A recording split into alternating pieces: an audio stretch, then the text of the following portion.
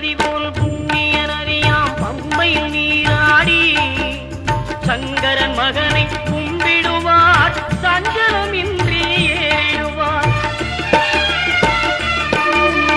நீலிமலை ஏற்றம் சிவபாலனும் ஏற்றிடுவார். காலமெல்லாம் நமக்கே அருள்காவலராயிருப்பார். தேகபலம் தா பாதபலம் தா தேகபலம் தா பாதபலம் தா தேகபலம் தாய